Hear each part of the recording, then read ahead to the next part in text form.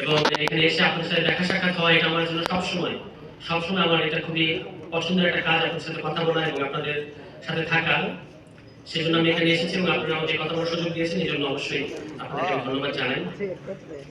আমরা গত 1 বছর গণ অভ্যুত্থানের পরে নানা ধরনের চড়াই উতরাইয়ের মধ্য দিয়ে আজকে এখানে এসে দাঁড়িয়েছি এবং আমি এখনো বিশ্বাস করি যে আমরা বাংলাদেশ গণতান্ত্রিক ছাত্র সংসদ, ছাত্র সমাজ এবং আমাদের তরুণদের যে রাজনীতি, আমরা এখনো একটা বাংলাদেশের ইতিহাসে খুবই গুরুত্বপূর্ণ ঐতিহাসিক মুহূর্তে এসে এখনো দাঁড়িয়ে আছে।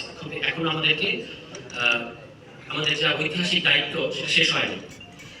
আমাদের বাংলাদেশের ইতিহাসে ছাত্র সমাজ, এই জিনিসটা আপনাদেরকে খুব পরিষ্কার আমি অনুরোধ করবো যে আপনারা আহ্বান জানাবো যে আপনারা এটা খেয়াল রাখবেন যে আমাদের দেশের ছাত্র সমাজের ইতিহাসটা সবসময় আপনাদেরকে মাথায় রাখতে হবে এবং নিজেদেরকে এটার ঐতিহাসিক উত্তরাধিকার মনে করতে হবে। মানে আমাদের এই দেশের যে স্বাধীনতা সংগ্রাম, মুক্তির সংগ্রাম, গত আপনারা আজকে স্লোগান দিচ্ছেন শিক্ষা, ঐক্য, মুক্তি মুক্তি, এই যে মুক্তির সংগ্রাম, এই মুক্তির সংগ্রাম ইতিহাস কিন্তু এক অর্থে আমি মনে করি এটা ছাত্রদের ইতিহাস। পৃথিবীতে বিভিন্ন দেশে বিভিন্নভাবে